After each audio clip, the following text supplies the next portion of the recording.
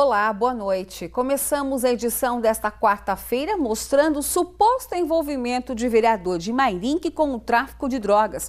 Com ele foi preso também um casal que estava com 14 porções de crack. O caso aconteceu na rua Luiz Mateus Mailaschi, no centro de Mairinque. A polícia chegou até o local depois de uma denúncia anônima.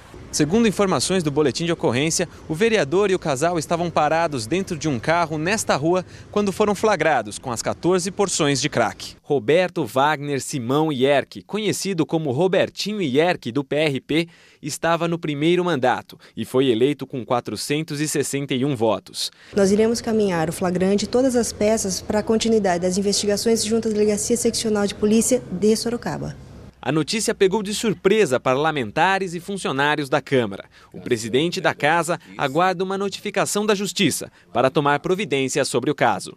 A Câmara vai tomar as decisões no trâmite da casa, no regimento interno da casa e ver o que pode ser feito. O advogado do casal que acompanhava Robertinho informou que os clientes apenas pegavam uma carona com o vereador. Pelo que me consta, meus clientes, o José Roberto e a Tami, eles não têm nenhum vínculo, nenhuma ligação com o problema em si. Este não é o primeiro caso de vereador preso em Mairinque por tráfico de drogas. Em janeiro de 2011, Alex Santos Silva foi preso na Operação Tarrafa. Ele e outras 50 pessoas eram suspeitas de envolvimento com entorpecentes. O ex-parlamentar foi acusado ainda de abuso sexual de menores. Ele promovia festas com adolescentes. Nas ruas, o caso de hoje deixou a população decepcionada. É um absurdo uma pessoa dessa aí, né? A pessoa dessa é para dar exemplo da cidade, não para dar mais exemplo, né? É muito feio para um vereador da cidade praticar essas coisas, né? Também acho. E o vereador Robertinho Ierque e José Roberto Alves foram levados para a cadeia de São Roque, onde aguardam transferência para algum presídio da região. Tami Thalita de Moraes foi levada para a cadeia de Votorantim. O DENARC, em parceria com a Guarda Municipal de Jundiaí, apreenderam uma carga de mais de 750 mil maços de cigarro em um barracão no bairro do Poste. Os produtos estavam em 3 caminhões com placas de Guarulhos. Segundo a Guarda, a suspeita é de que a mercadoria veio do Paraguai. Um homem que estava no local foi detido. O caso agora foi encaminhado à Polícia Federal de Campinas. Uma criança morreu atropelada por um caminhão em Laranjal Paulista. Segundo a Guarda Civil Municipal, o motorista estava dando ré em uma rua no bairro Colina dos Laranjais, quando a criança atravessou correndo e foi atingida pelo veículo. Ele estava acompanhado pela mãe, que não sofreu nenhum ferimento. O caminhão passou em cima da cabeça da criança, que morreu na hora. O motorista fez o teste do bafômetro e não apresentou nenhum índice de embriaguez. Os documentos do caminhão estavam em dia. Ele prestou depoimento na delegacia e está em estado de choque. E um carro bateu em uma árvore no Jardim Saira, em Sorocaba. Segundo o Corpo de Bombeiros, o motorista perdeu o controle do veículo e atingiu a árvore no canteiro central da avenida. 2 pessoas ficaram levemente feridas e foram encaminhadas ao Hospital Regional de Sorocaba.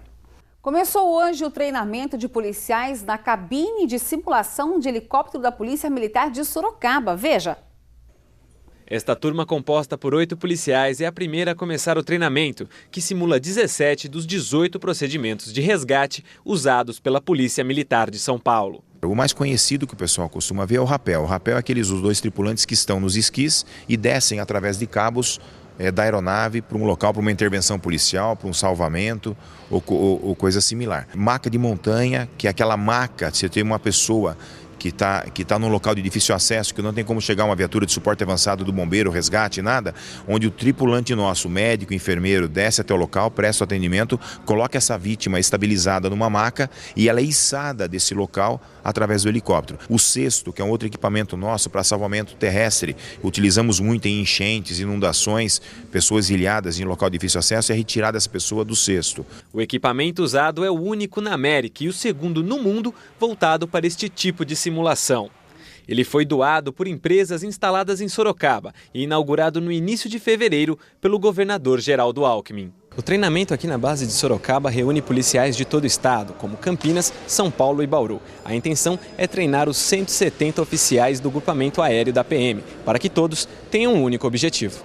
É uma padronização que o grupamento aéreo está fazendo para todos os tripulantes passarem para ficarem cada vez mais aprimorados para a nossa missão, para o nosso dia a dia de serviço normal.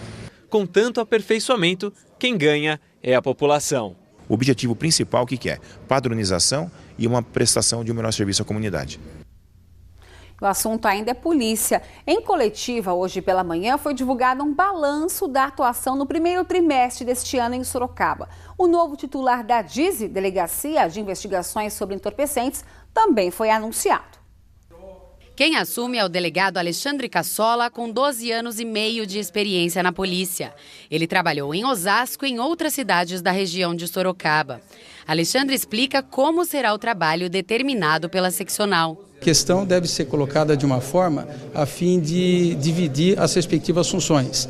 Polícia Militar, Guarda Municipal, trabalhando ali na repressão, e a Polícia Civil nessa questão de investigação, a fim de mapear e colocar os grandes traficantes na cadeia. Cassola assume como titular da DISE depois da morte do delegado Robson Lorenzetti Ernesto, de 44 anos. Ele morreu em casa em janeiro de infarto fulminante 12 dias depois de ter assumido o cargo na DISE. Basílio César de Sá Cassar, que estava na Delegacia de Investigações Gerais de Sorocaba, foi anunciado como assistente da DISE. A ideia agora é focar o trabalho da Polícia Civil em cima de investigação, deixar a Polícia Militar e a Guarda cuidar da parte preventiva e a gente focar na investigação, de identificação de fornecedores, para tentar impedir a chegada da droga. Durante a apresentação, o delegado da seccional, Marcelo Carriel, mostrou dados do trabalho realizado pela polícia em Sorocaba nos últimos 3 meses. O homicídio, para vocês terem uma ideia, o primeiro trimestre do ano passado, no mês de março, atingiu 7. No mês de março, o último agora, tivemos 2, então uma queda acentuada de 70% a 60%. A questão do furto de veículos, que é muito importante, também caiu. A questão só que preocupa ainda é a questão de roubo de veículos, que teve uma leve, ela subiu um pouco. A venda de drogas em pequenas quantidades é um dos problemas que mais desafia a polícia. O microtráfico é um problema permanente, cada vez mais pessoas envolvidas, mais pessoas dependentes, a droga sendo ofertada de forma maior. E a Polícia Civil cabe identificar principalmente quem vende, mas principalmente quem fornece para quem revende.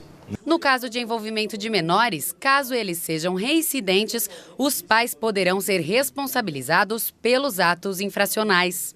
Eventualmente, se constatado realmente que por responsabilidade única dos pais, esse menor, às vezes de 10, 9, 12 anos, não estuda, permanece 10, 12 horas na rua, praticando tráfico de drogas, e há uma complacência dos pais com relação a esse tipo de coisa, eles poderão ser responsabilizados pelo crime de abandono intelectual, inclusive, ou também de abandono material.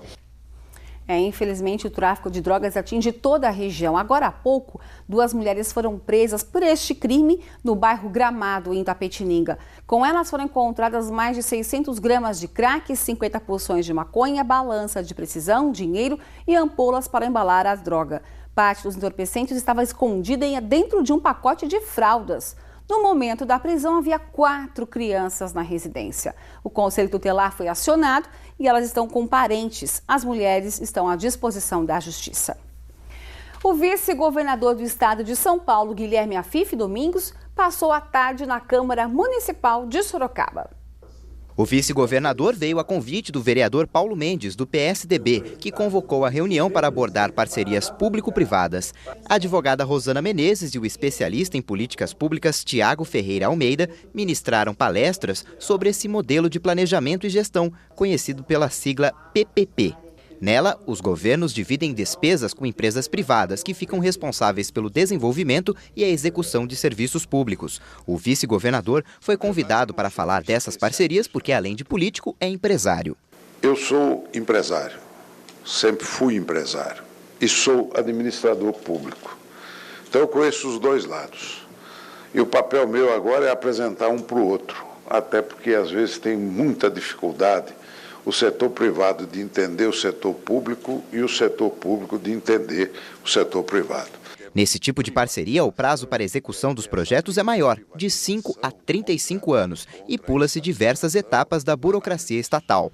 A parceria público-privada é a incorporação da governança corporativa privada aos projetos públicos, a incorporação da agilidade da iniciativa privada aos projetos públicos, mas que nós queremos que sejam explorados com mais eficiência, sem as amarras de uma legislação que hoje, em nome do controle do setor público, acabou e está inviabilizando as competências públicas.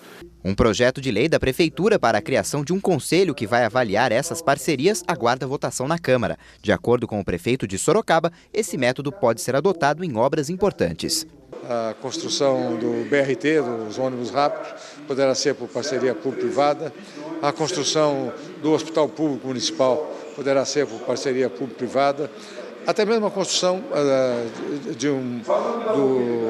unidade pré-hospitalar da Zona Leste e mesmo a operação dessa unidade pré-hospitalar poderá ser por parceria público-privada.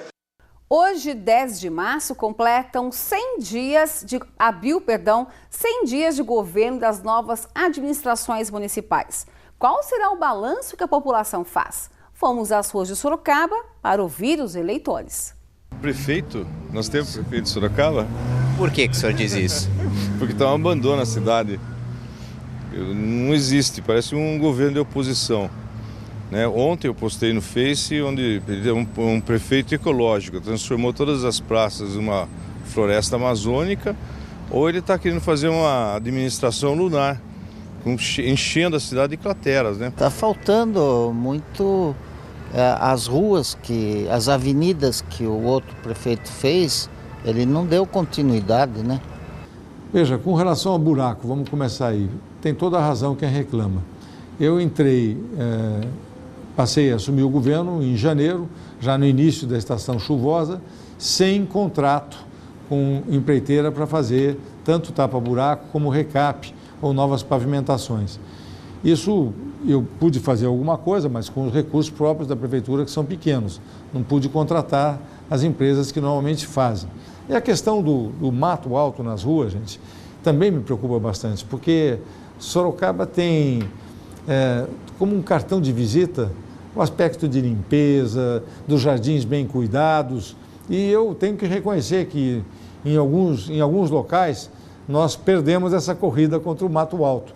Mas por que nós perdemos? Eu tenho as mesmas equipes, mas o fato é que eu tive que priorizar a limpeza das áreas onde o meu controle de endemias mostrava maior presença do mosquito Aedes aegypti. E não coincidia com as principais avenidas, isso e aquilo. No primeiro ano ele tem que se estruturar para depois agir, né? Eu estou gostando da gestão dele. Está dando apoio à área de segurança, principalmente ao pessoal da GCM, que estão mostrando muito mais trabalho, com todo respeito à Polícia Militar. Tá uma bagunça porque a questão de saúde, funcionalismo público. Está precisando mais dedicação, né? Na saúde, no planejamento, tudo, né? Nós temos tido casos de reclamação e algumas mais veementes em que eu não tiro a razão do cidadão que está reclamando. Eles têm razão. Nós temos que melhorar a qualidade do serviço. Mas eu não vou conseguir isso só construindo prédios e comprando equipamentos. Eu só vou conseguir melhorar a qualidade do atendimento médico trazendo toda a equipe de profissionais de saúde a participar conosco da elaboração desse novo projeto, dessa regionalização, da participação direta do servidor, do funcionário, médico, enfermeiro, dentista, participando junto conosco, com o secretário de saúde, para a construção desse novo sistema. Está deixando a cidade bonita, está mantendo o que já vinha sendo feito, né? Então, meu ponto de vista tá bem. Que tudo alaga, que na campanha dele ele prometeu que mudaria, mas até agora já teve vários alagamentos e nada dele aparecer. Os alagamentos em Sorocaba, se você comparar com qualquer outra cidade do porte de Sorocaba, são mínimos. A nossa equipe também esteve nas ruas de Jundiaí para saber como avaliam os 100 dias da administração de Pedro Bigardi, que recebeu 101.528 votos. Vamos ver. Eu acho que a saúde realmente precisa melhorar, principalmente a emergência. A gente vai fazer uma recuperação completa do São Vicente, uma reforma completa, com mais equipamentos. Isso vai ser feito agora, até o final de julho, isso está concluído. Está faltando muita coisa. Está faltando rampa, tem um lugar que não tem nem rampa para cadeirante. Nós criamos aqui a coordenadoria do deficiente, foi criada agora nesses 100 dias, para poder estabelecer uma política nessa área. Eles já estão estudando a recuperação dos passeios públicos, com rampas, acesso, também nos prédios públicos e privados. Senhor prefeito, o senhor considera justo o parquímetro na porta da farmácia do SUS? Nosso Centro Único de Saúde tão bom de Jundiaí, que é um exemplo de SUS. Não sabia não, mas tem parquímetro em muitos lugares aí. Aquela região do São Vicente, o Velório, todo aquele quadrilátero ali, tem muita dificuldade, porque tem parquímetro e as pessoas têm dificuldades para no velório, no hospital, naquela região do entorno. Eu já sei dessa reclamação. Então, a gente está estudando ali uma forma de ter mais vagas de estacionamento. Outra cidade que estivemos foi em Itapetininga. O prefeito de Fiore recebeu 36.994 votos. Veja. A população está reclamando demais sobre a saúde, que é o principal. E então nós esperamos mais do governo. Como começo, o prefeito, a gente percebe que ele está procurando se entrosar, se conhecer da situação da administração da prefeitura, a fim de melhorar as condições. Parece que só o hospital regional que vai ter uma mudança. O resto, por enquanto, nesses 100 dias, não vi nada ainda. No momento não foi feito nada, até agora não achei nada, sinceramente. E assumiu agora, vamos esperar mais, ver o que vai rolar, ver o que vai acontecer, né? Diferentemente dos prefeitos de Jundiaí e de Sorocaba, o prefeito Luiz de Fiore não atendeu nossa equipe de reportagem, apesar de a produção da TV Sorocaba ter feito solicitações de entrevista desde a última sexta-feira, dia 5. A assessoria de imprensa comunicou que ele cumpre agenda em Brasília e abordará os 100 dias de governo em uma coletiva de imprensa na semana que vem. Estaremos lá. A quinta-feira deve ser abafada na região e pode chover. Confira.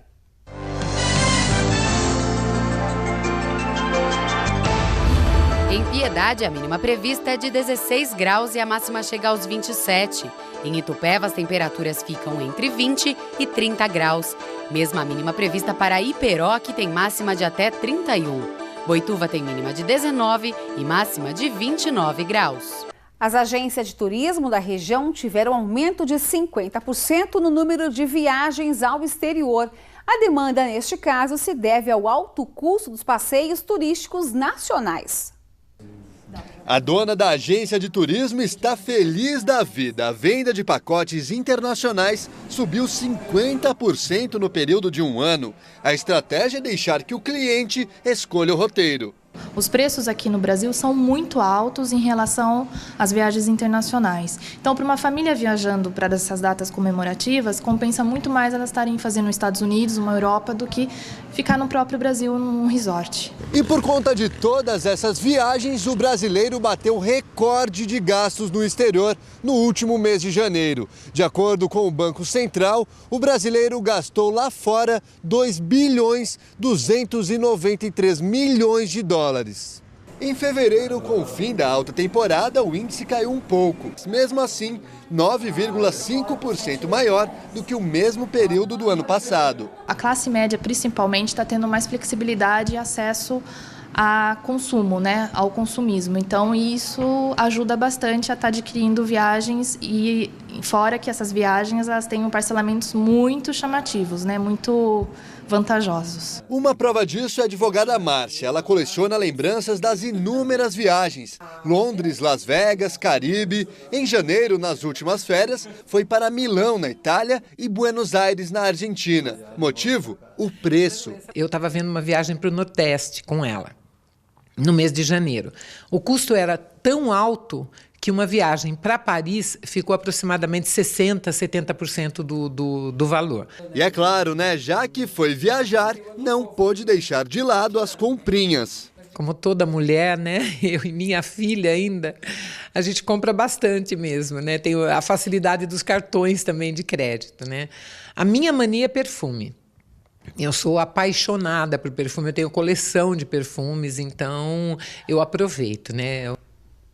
Vamos combinar que é bom gastar, né? O Noticiedade fica por aqui. Assista agora o SBT Brasil e amanhã cedinho, manchetes Noticiedade com o Fernando Matos. Tenha uma excelente noite.